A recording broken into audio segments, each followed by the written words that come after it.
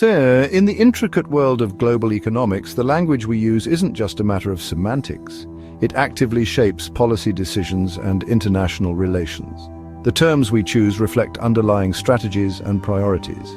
Two key terms have risen to prominence, now significantly dominating the West's approach to its economic relationship with China: decoupling and the more nuanced de-risking.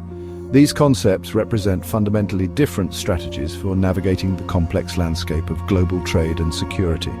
Decoupling implies a total split, essentially ending decades of deep economic integration, intricate supply chains and extensive trade relationships that have flourished between the US and China. It envisions a complete separation of economic systems. It's a drastic and disruptive idea, and one that has been widely criticized by economists and policymakers alike for its potential negative consequences. De-risking, however, presents a more measured approach. It's about proactively managing vulnerabilities within existing relationships rather than severing ties completely. Think of it as buying insurance for your business, carefully assessing potential threats and taking steps to mitigate them, not necessarily getting a divorce. It's about strategic adjustments, not outright abandonment. The primary aim is to reduce over-reliance on China, particularly for critical goods and essential resources, especially in strategically important sectors like semiconductors, which are vital for technological advancement, and pharmaceuticals, where supply chain disruptions could have severe public health consequences.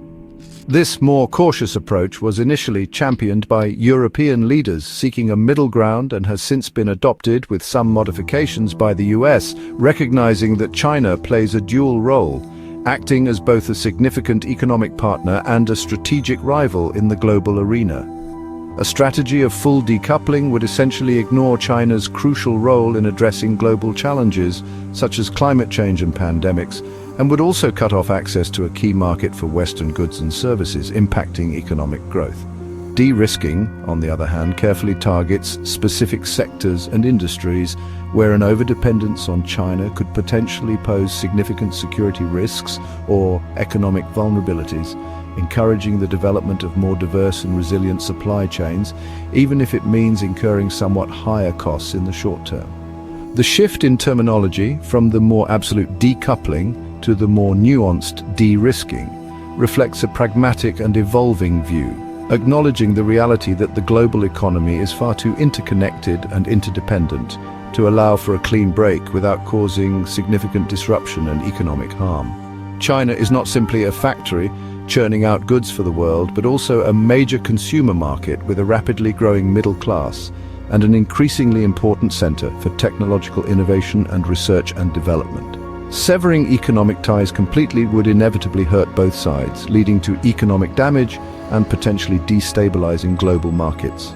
Therefore, the overarching strategy is to carefully reduce risk in strategically sensitive areas while simultaneously maintaining economic engagement and cooperation in other sectors.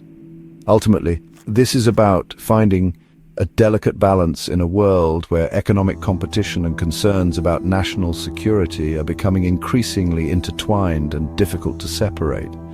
The emergence of this new lexicon signals a subtle but significant move away from outright confrontation and towards a more nuanced approach of careful strategic management.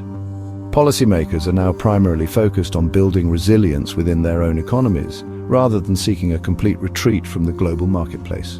The central challenge lies in finding ways to effectively protect national interests and safeguard economic security without simultaneously unraveling the intricate web of global prosperity and interconnectedness.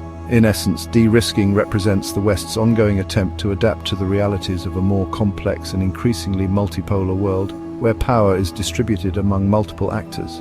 While the words and phrases used to describe this evolving strategy may be relatively new, the stakes involved are undeniably higher than ever before. For years, efficiency ruled.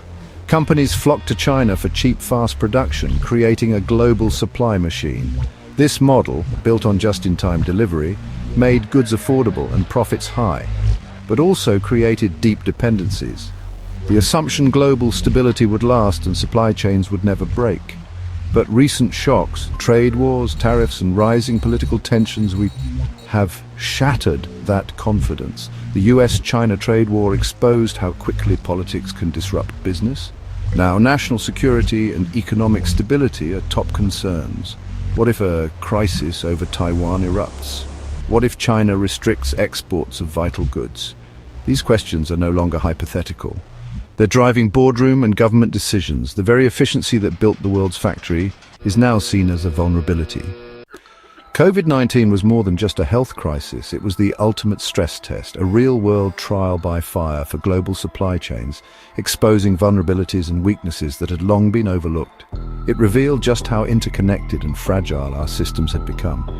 China's lockdowns, implemented to control the virus, abruptly halted production, leaving factories worldwide scrambling for essential parts and components, creating a domino effect of disruption. Shelves went empty, a stark visual reminder of the breakdown, not from lack of demand, but because goods were stuck overseas, caught in a web of logistical nightmares and port congestion.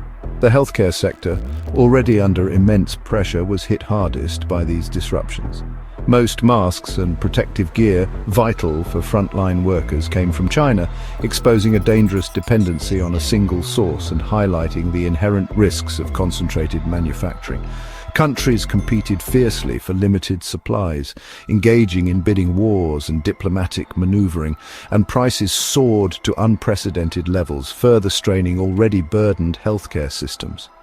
Even after China reopened its factories and attempted to resume normal operations, shipping bottlenecks, exacerbated by labor shortages and logistical challenges, continued to cause widespread chaos. Shipping costs skyrocketed, making it exponentially more expensive to move goods across the globe, and delays, once considered exceptions, became the norm, disrupting production schedules and frustrating consumers. The lesson learned was harsh but clear. A supply chain is only as strong as its weakest link, and those links were far weaker than anyone had imagined. The pandemic fundamentally shifted priorities, moving away from a relentless focus on cost optimization to a new emphasis on resilience and redundancy. Now, companies and governments are urgently diversifying their sourcing strategies, seeking multiple suppliers and establishing production locations in different regions to mitigate risk. The crisis has made de-risking not just a sound business practice, but also a critical political imperative for national security. Empty shelves and critical medical shortages served as a wake-up call, forcing a global rethink of how we build and manage our supply chains in an interconnected world. The world is now actively building supply chains designed for stability and security, prioritizing resilience over solely chasing cost savings, recognizing that true value lies in reliability. Beyond the pandemic, a deeper competition is underway, the race for technological dominance. Semiconductors are at the heart of this battle. The US and allies fear China's rapid progress in chip technology. China's push for self-sufficiency in semiconductors has triggered Western export controls and massive subsidies for domestic chip making. The US CHIPS Act is reshoring critical tech industries for security reasons. Tech leadership is now seen as inseparable from national security. Trade policy has become a tool of strategic rivalry, reshaping the global tech landscape. De-risking is driven by more than economics. It's about politics and values. Taiwan is a flashpoint. Its dominance in advanced chips makes any conflict a global risk. The threat of disruption has pushed TSMC and others to build fabs in the US and Japan. Human rights concerns like forced labor in Xinjiang have led to new laws and supply chain scrutiny. Companies are moving production to avoid legal and reputational risks. China's assertive foreign policy and military moves have deepened Western unease. What was once a partnership is now a contest of values and security. De-risking is as much about politics as it is about economics. De-risking is redrawing the global manufacturing map. The shift is gradual. Companies keep a presence in China but expand elsewhere, a strategy called China Plus One. Vietnam is a top winner, attracting electronics and apparel giants like Apple and Samsung. Mexico benefits from nearshoring, especially for US markets. Tesla and automakers are expanding there. India, with its scale and incentives, is also rising, despite infrastructure challenges. These moves are creating new economic hubs and jobs outside China. The migration isn't just about moving factories with you, it's about reshaping global trade. Countries that attract investment are climbing the economic ladder. The world's supply chains are becoming more distributed and resilient. The future of manufacturing is multipolar. Every shift creates winners and losers. Vietnam, Mexico, and India are gaining factories, jobs, and investment.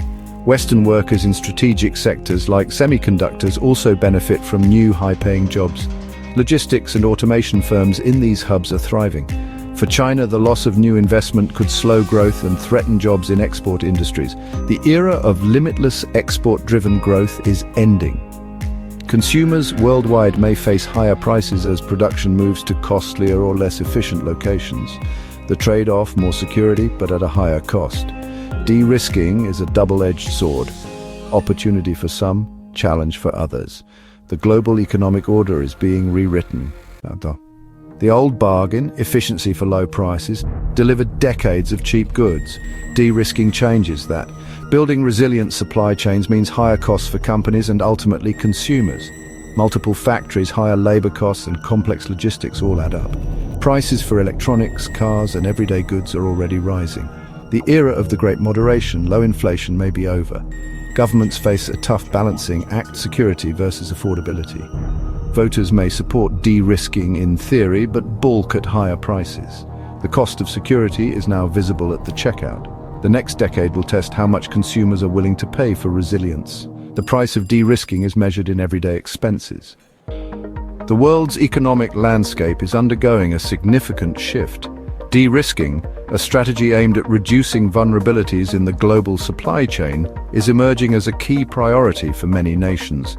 This isn't just a minor adjustment, it's part of a deeper rewiring of the global economy, signaling a move away from purely cost-driven decisions. Enter Friendshoring, a concept gaining traction as countries seek to fortify their economic alliances. Friendshoring involves strategically shifting supply chains to trusted allies, nations with whom there are strong geopolitical and economic ties.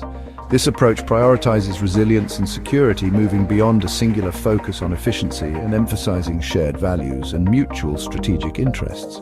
The US is actively prioritizing trade with allies in Europe, seeking to strengthen transatlantic partnerships. North America, with its established trade agreements and integrated economies, is also a focal point. And the Indo-Pacific region, a dynamic hub of economic activity, is another key area of strategic importance. This shift could potentially lead to the formation of competing economic blocs, one led by the US and its partners, fostering collaboration among nations with similar values and strategic goals. Another potentially led by China, with its own network of trade relationships and infrastructure initiatives. Trade will increasingly flow along new geopolitical lines influenced by strategic alliances and security considerations. These decisions will be shaped by more than just market logic, reflecting a broader range of political and strategic factors.